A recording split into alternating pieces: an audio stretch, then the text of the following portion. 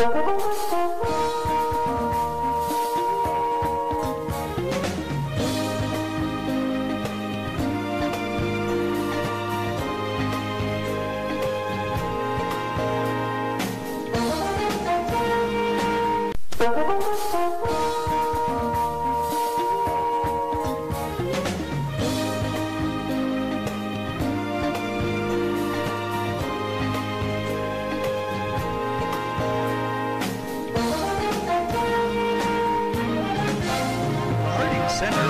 at 267 West Center Street in the heart of downtown Marion, is now accepting applications from adults, students, and seniors. The Harding Center is a beautiful historic building offering one-bedroom apartments and efficiencies at affordable rental rates. All utilities are included. Basic cable and internet are available. The Harding Center is equipped with an on-site laundry facility for its residents. The property is located on the Marion City Transit bus line, and off-street parking is available. The Harding Center is managed by Starfish Building, LLC, Lois J. Fisher and Associates. For more information, contact them at hardingcenter@gmail.com or give them a call at 740-223-3288. The Harding Center, a beautiful place to live in the heart of downtown Marion. This is Scott Spears, and I'd like to welcome you to another edition of Scott Spears Now. Today we have a very unique topic with a very unique guest. He is the man who was known as the Chaplain of Bourbon Street. He is the Reverend Bob Harrington. You might remember him from his many appearances on talk shows, especially the Phil Donahue Show, with legendary atheist Madalyn Murray O'Hair. We're going to talk with Bob about his relationship with Madalyn Murray O'Hair, what he's up to now, why he stopped being a reverend at one point in his life, and God himself, or itself, whatever you believe. It's the Chaplain of Bourbon Street, the Reverend Bob Harrington, now on Scott Spears Now. This is Scott Spears, and today I'm joined by a man who has carved out a corner of history with his career in ministry. He's known all over the world because of his radio and television appearances. Known as the Chaplain of Bourbon Street, he is the Reverend Bob Harrington. Bob, how are you doing? So good to see you. I'm happy in the Lord, and it's good to be seen. Reverend, I want to know about your childhood. What was your growing up like? I was brought up in the country in Sweetwater, Alabama. Joined the Methodist Church when I was about 9 or 10 years old. And lived a good life because it wasn't a point of living bad in that little town. And kind of spent a lot of my days that way. How was it you decided to become a minister? Well, I got called to do that. I have a calling from God to be a minister, to go and tell the story. I was in the church services, and they gave an invitation for those who would like to surrender their lives to the Lord, and I was one of the first ones to go forward. What do you think propelled you to do that day? Well, the encouragement came from the Lord himself. He worked at my heart until he got me submissive. In your opinion, there are a lot of reverends, a lot of ministers. What makes a good minister? When he wants to, example, follow the Lord, he wants to go and tell, and he's a happy man, because happy is a person who knows the Lord. And I'm a happy person. I wake up happy. I get worse through the day. And so I enjoy this thing called life. I'm glad to hear that. Reverend, how did you become the Chaplain of Bourbon Street? Years ago, when I first got saved, I located myself on Bourbon Street, and I had a Saturday night radio broadcast. And one night, the mayor of the city stopped by my broadcast, and he said, "You kind of like the Chaplain of Bourbon Street." I said, "Mayor, can we make that official?" So he said, "Yeah, we can." So he officially proclaimed me the Chaplain of Bourbon Street. And what was that like, being very well known in that area? It was beautiful. It opened every door I wanted to go into. It took me to places that only God could take you. And so it was beautiful. New Orleans seems to be a place where a lot of partying goes on. Was it hard to be the chaplain of Bourbon Street? Well, it was fun to be a chaplain because a lot of partying is going on, but that gave me prospects everywhere. That gave me people to deal with, people to pray for, people to help and encourage, and I spent my time doing that. What do you feel made you a compelling television and radio personality? Now, what was that question? What makes a compelling personality? Radio and TV, you were both on both. Yeah, I was on all those things. And what makes it compelling is when you're excited over what you're doing, when you enjoying the work of the Lord. And I do that because I'm the one that came out with that expression, it's fun being saved. And see, I never heard of being fun being saved. I never heard it being fun to join a church. So I started that movement about it's fun being saved. What was it like to be on television? Did you like that part of it? I love that title. I enjoyed it very much. I used it very much, and I like to go and tell. I'm a local Christian. I am not a keep quiet person. I like to let the Bible say, let the redeemed of the Lord say so. I'm redeemed, so I say so. When the television show was catching on big and you were all over the place, did that give you a certain power? Did you feel well accomplished? It gave you a recognition factor. It gave you identification because people knew who you were. They know what you do, and so they're kind of ready for you when they get to see you. You released a lot of records. How did that come about?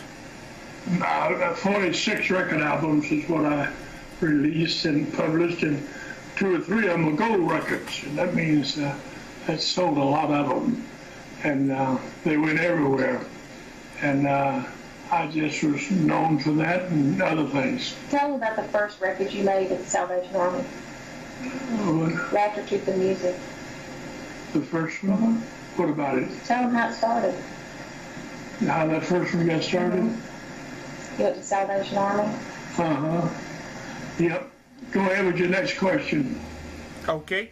What was the purpose of those records? What did you hope they would accomplish?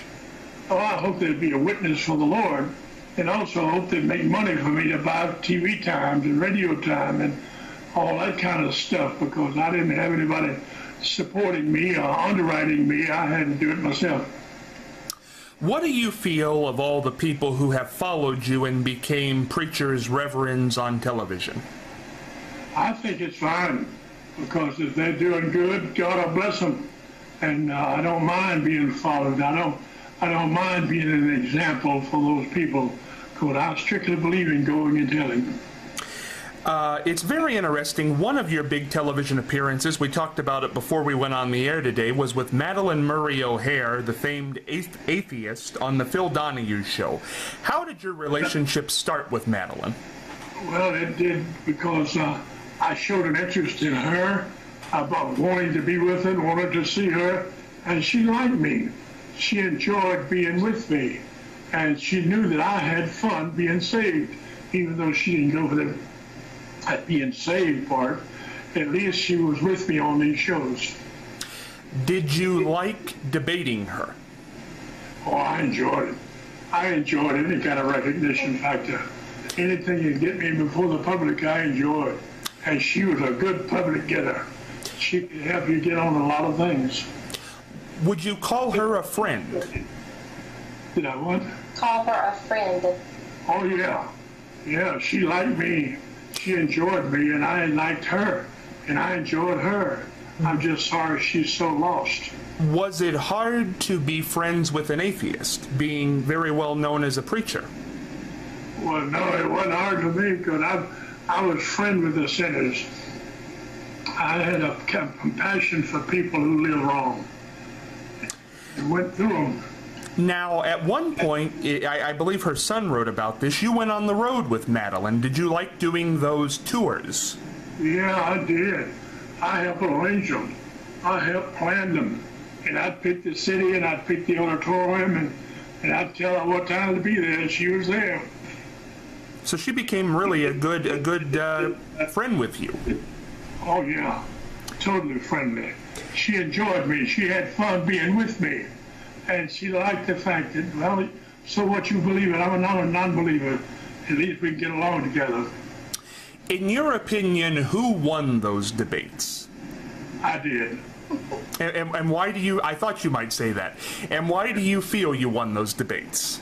Because of the way it closed out, with the crowd coming my way and wanting what I was offering and following what I was suggesting and wanting to live right according to the scriptures.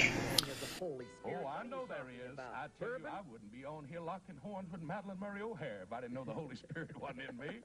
I tell you, I'd be scared of you. Would you please define the Holy Spirit? How tall is it? How long is it? How broad is it? Right now, he's 6'2" and weighs 250. And I appreciate being filled with the Holy Spirit, too, because that makes it wonderful. And to have the all that means that to be 6'2" and 250 is that you're overeating a little bit. Right. You're sinning again. You know, gluttony is a sin, it too. Surely is. And so now you got to cut back on that. Then what are you going to do? Oh, I haven't quite attained perfection yet, but I'm so much more like it than I used to be that it's just wonderful. But let me ask you something. You know, if you go ahead and you get this miraculous conversion, you hallucinate. And from this hallucination comes a complete change in your personality. That's right. Why inflict it on anybody else? Because it's so contagious. Leave those poor old BB girls alone. Hey, it is not. If it was contagious, you could just sit back and relax. Don't you believe it's flow. Contagious? 2,000 years since he came, there are more people following him than following you. Really? Come on. Don't you believe Jesus Christ came in the year 325 at the Council of Nicaea. He hasn't even been around 500 1600 BC. years. He came. And then that was a fairy tale in addition to that. Is that right? I tell you what made that fairy tale come real in me and become reality in me is when I had a personal experience with the Lord, and the date is not really important. Oh, it's wonderful. I believe I will never get over it. It's wonderful, and I don't need to be treated from it. And you know, the Lord in my type of life and the type he wants us to have creates a much more contagious atmosphere. Well, why don't you just take this thing, whatever it is that you're afflicted with, and share it around? No. And take try to get you converted. Wouldn't that be wonderful? Go back someplace and live in your nice little blessing all by yourself. Because why should I be by myself? Religion should be a private affair. No, he said witness to everybody. A very private and personal. He said. Jesus said witness to everybody. Yes, but every he doesn't creature. Say this to and me. you're a creature, aren't you, Madeline? You are a creature created in God's moral and spiritual image. And you were raised up in that church. I am created in whose image? I am created in no image except other human beings. That's all there is. Well, all human beings are I'm not quite sure that I want to be, subscribe to being an animal, but not to subscribe to being a creature. Well, creature doesn't necessarily mean an animal.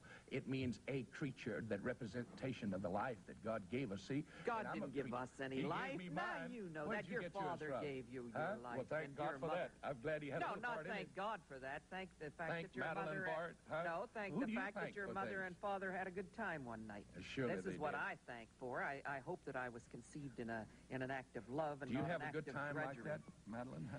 I have a good time in every direction. I have a good time intellectually. Are you really happy? Sometimes I'm almost ecstatic. My husband tells me, as a matter of fact, that if he could just bottle up what's inside of me and we could sell it, we'd make a fortune. Let me ask you a question. I have an answer to what motivates me. What motivates you? What keeps you turned on? What keeps you going? Like on this television station, we're not going to have anybody write in and send us contributions. And oh, yeah, you can do that, too. Huh? Every atheist can do that, too. I need it. Sure they can. And listen, but what motivates you? What keeps you turned on?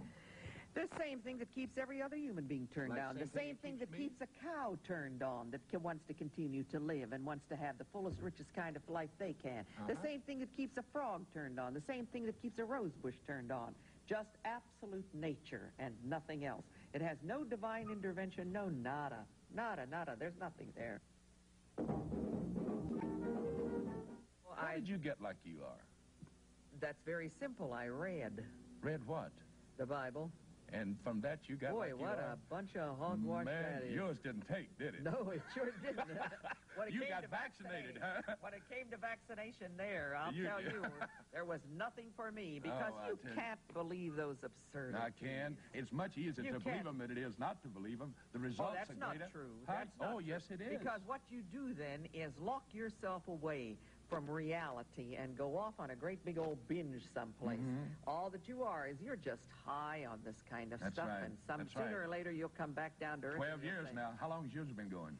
Let me see. I'm 50 years old. This started when I was 13. 37 years. It's wonderful. Boy, when I'm 37, I don't believe I'll be able to sit still. If it gets much better, I believe I'll just rapture. You know, one of these days that's going to happen, too. The Lord's going to come back and get all of his saved children and take us up in the sky to be with the Lord. Won't that be something? Yeah, wouldn't that I want be you to something? go with me. No, sirree, Bob. Come on. First off, do you really believe that really Jesus believe. Christ is going to come down through a shaft of light? I believe it. You have to be kidding. No. I honestly believe it, and I thank God I do. And nobody's ever put you in a nice little cozy jacket all of your own in a nice little padded room? Yeah. My wife and her mother-in-law, when I got converted, they took me to a psychiatrist to have me adjusted, and I led him to the Lord. And now he's worse than I am. You know what he said? He said, I need what you got. Well, he was probably a Christian to start with. Well, maybe so. Yeah. Maybe now, so. You know that we have a whole school of psychiatry. It's called rational emotive psychotherapy. Does it work?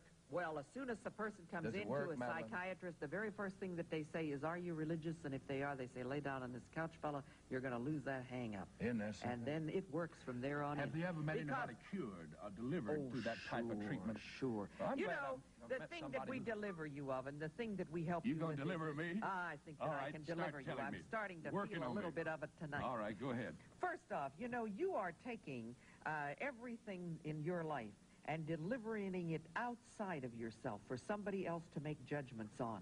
When here you are, you're a fine, upstanding, big old boy. Yeah. And what you should be able to do is make your own judgments and go about your own life and make your life in the community along with the other hard-pressed economic persons who are struggling for it. Instead of popping out and by now wait, I don't think you're talking to one of your usual interviewees here. No, but you're popping out and you're trying to skim some money off of the surface in order to keep this thing going from you because, boy, it rolls along. I was making money before I ever became a Christian.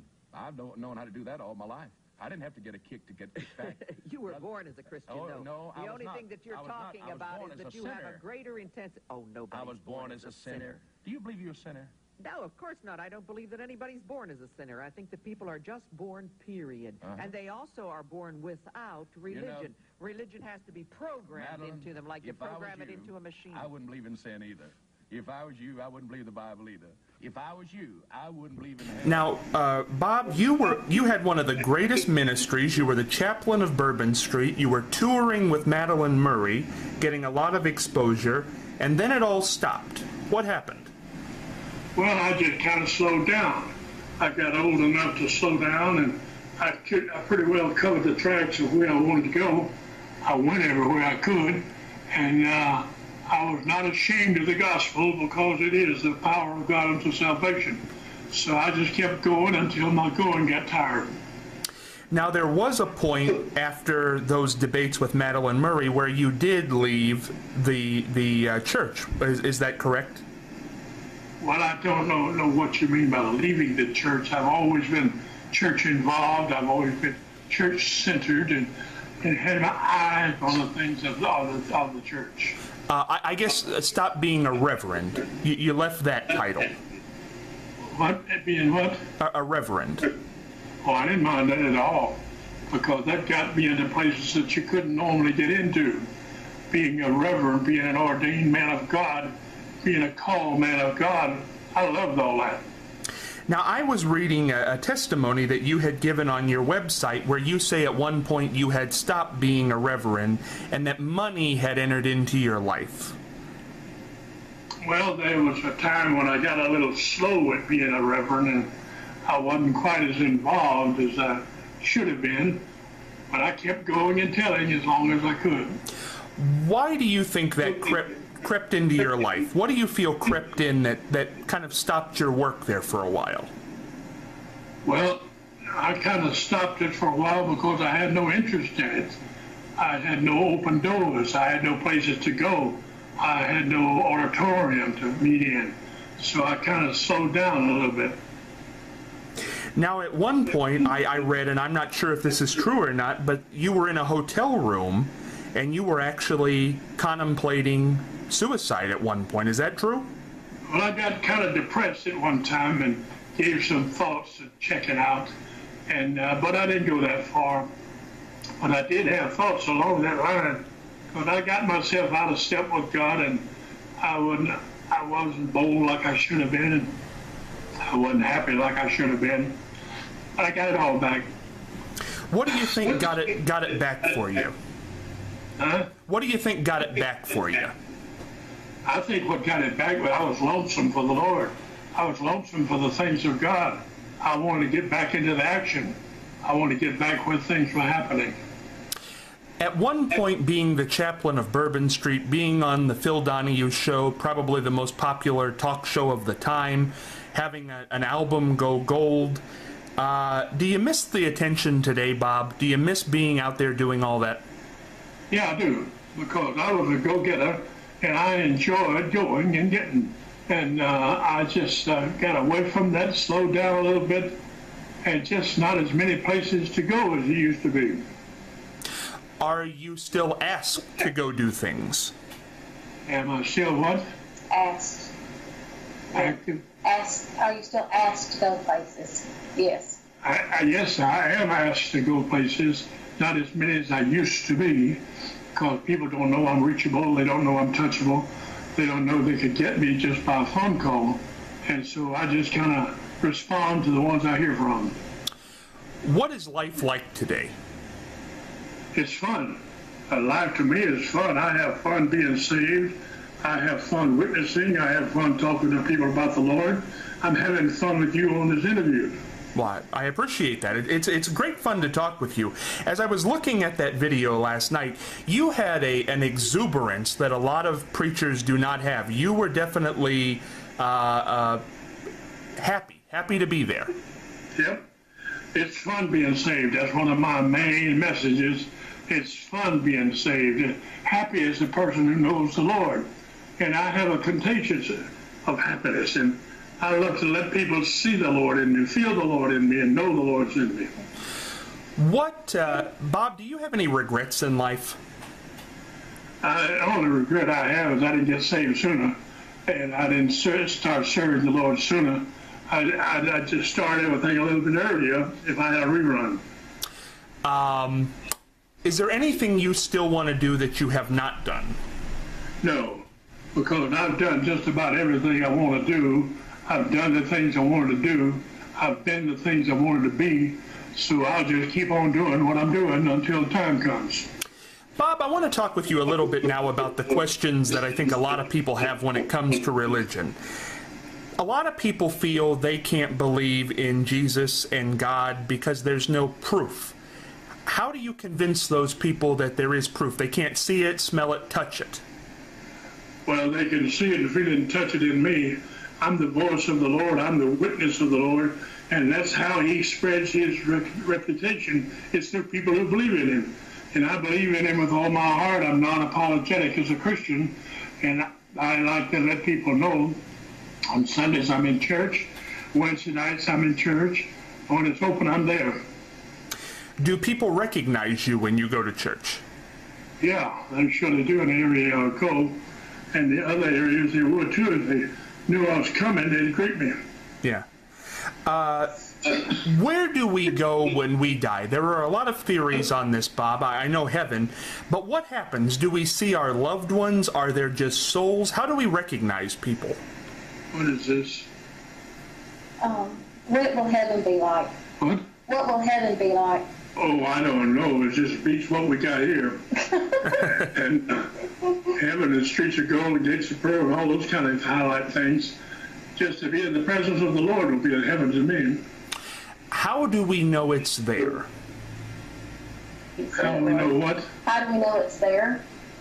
You said it, Lord. You can die and know it's there real quick. Like you can pass away and you'll move right on in. But just take the word of God. The Bible talks about a heaven. It talks about a hell to miss and a heaven to gain. And so the Bible has a good information about to be absent from the body is to be present with the Lord. Why do bad things happen on earth, Bob? Why do we have cancer? Why do we have death? Why do we have illness? Because of the sin nature of people. We are born with that nature of sin, and we'd rather do wrong than right, because that's the nature of people who leave off the Lord in their lives. I want to get your opinion on a couple of current events, Bob, before we get out of here today. Pope Francis, the new pope, recently said that atheists, there's a chance that they could go to heaven because it's a lack of consciousness, not a lack of belief. What are your feelings on that? Do atheists go to heaven, Bob? Well, atheists can go to heaven if they start believing in the Lord Jesus Christ, because he's the key to heaven. He's the one that unlocks the door for us to get in. So I'm absent from the body one day, I'll be present with the Lord. Did Madeleine Murray go to heaven? Huh? Did Madeleine Murray go to heaven? Did Madeleine Murray O'Hara go to heaven? As far as I'm concerned, she didn't want to go, because she never talked about heavenly things. She lived a hell of a life, and she kind of died the way she lived. Why do you think you were never able to reach her? Nobody was able to reach her. She didn't want to be reached. She had just locked up her will against anything good and godly. She just didn't care for the things of God. Did she ever tell you why that was? No, she said, I believe like I believe because I believe that way. And she just kind of enjoyed laughing about it. And I very much regret the fact that she wouldn't believe, but you have to believe in order to achieve. She was called at one point the most hated woman in America. Yeah, she was. You call her a friend. Off camera, when she was away from microphones, was she a nice lady? Yeah, she was my buddy. She was my friend. We'd get along real well together. We'd do things together, go places together, eat meals together. And she enjoyed me. You tried to bring the Lord to her. Did she ever try to bring atheism to you? No, she didn't try because she knew it was a lost cause. And she just enjoyed watching me do what I do. You know, Bob, for the people who don't know her story, she died rather tragically. She was murdered by some people who got into her association. When you heard the way that Madeleine died, what did you think? Well, I just knew that if she didn't give her heart to Jesus, she's going to wake up in hell, because she's going to be absent from the body and present with the devil's crowd, because she never was a believer, as far as I know. She might have become in those last days, but I hope so anyway. A lot of people feel she met that tragic demise because of her life. Do you feel there's something to that? Repeat that again. A lot of people feel she met the tragic demise of being murdered because of being an atheist and the way she lived her life. Do you believe there's any truth to that? Oh, I don't know if any proof to that or not. She just got checked out, and she checked out real soon. Another thing that we talk about all the time now, Bob, is same-sex marriage. What do you feel about that? Things like what? Same-sex marriage, gay marriage. Well, if they messed up in their thinking, let them go ahead and get married. You know, what's the difference with us? If you want to believe right, it's man and woman to be together. If you want to believe wrong, man, woman, it all fits in. Bob, what's your belief? The moment we die, the moment we stop breathing, what do you believe happens? Well, I believe we'll be immediately absent from the body and present with the Lord. For me, if I died right this moment, this next moment, I'd be in heaven. There's a lot of stuff going on right now with the President of the United States. What's your thoughts on President Obama? I think he's a pretty good man. He's wanting to do a good job. He's wanting to offer belief to people, encouragement to people. I think he's a pretty good man. Do you think we should have health care for everybody? It seemed to me to be a nice thing to have if we could afford to do it, is to have it for everybody, because everybody's were you ever involved in politics, Bob? Do you like politics? What? Do you like politics? Well, politics is people. They're people. They're either lost or saved. They're not Democrat or Republican. They're either lost or saved. And I deal with people that way. Bob, I want to. You certainly carved out your own place in history as the chaplain of Bourbon Street. Do you still like to be called that? Yeah, I like it fine, because I'll always be known as the chaplain of Bourbon Street, because I'm the only one who ever has been, who ever will be that title. Tell them about Victor Skiro walking by the mayor when you were preaching on Bourbon Street? I think she wanted me to tell about the mayor. Yeah, tell how it started. About how you got it, named in the Chaplain of Bourbon Street. Yeah, how did it start? It was late one night. I had a Saturday night broadcast, and I used to be on midnight Saturday night, and I'd stand in my doorway and do my preaching, and I'd draw a crowd. And one night I had a fellow named Skiro get in line. I said, "What you do?" He said, "I'm the mayor of the city." I said, "Well, what you want to do here?" He said, "I want to call you the chaplain of Bourbon Street." I said, "Thank you, Mayor. I'll use that title for the rest of my life." Do you get back to New Orleans much? Do you get back to New Orleans much? I don't get back enough. I love that city. It's my favorite of all cities is New Orleans. And I have my daughter that lives there, my son-in-law that's president of the New Orleans Baptist Theological Seminary. And they all live and work in that city. What did you make a few years ago of the terrible hurricane that came through there? Katrina. What did I do? What did you think about when Katrina came through New Orleans and demolished it? I just got some safe spot, got away from it. I can't compete with storms and hurricanes and lightning, so I'll find me some place to hide. Is it sad for you to go back today, Bob, and see all of these areas still not rebuilt because of the hurricane? Yeah, it is a little bit, because I love that city. I love what it was before it was torn up. So I'd like to see it get rebuilt. Would you ever like to go back on television on a permanent basis? People are doing things on the internet, Bob. Would you like to do that again? Yeah, it'd be okay with me. I'd like to do anything I could to spread the word and let people know it's fun being saved. Tell them you're on Facebook. Say, "I'm on Facebook." I'm on Facebook. Yeah, on Facebook, just search Bob Harrington. Yep. Perfect. Bob, do you still write sermons? Do you ever get up and preach? I get up and preach. I just use my same sermons in different places. I change the crowds instead of the messages. I don't want a whole sermon here, but give me a Bob Harrington part of a sermon that you feel is important. Well, I always have one on 3 things that make a difference: the Christ you meet, the company you keep, the convictions you seek. That's 3 good points. It talks about meeting Christ as your Savior and competing with Him in ways of God, and it's just a beautiful way to think. Bob, you're still looking good. You're doing well. But years from now, 100 years from now, when you are gone, how would you like to be remembered? I'd like to be remembered as a soul winner, as the chaplain of Bourbon Street, who went where sinners were, who identified with sinners. He cared for sinners, and he lived and died his life trying to reach sinners. What do you make of a gentleman who basically followed in your path like Pat Robertson? Do you like him? Yeah, I like him fine. I like him fine because there's nothing wrong with being copied if you're doing right.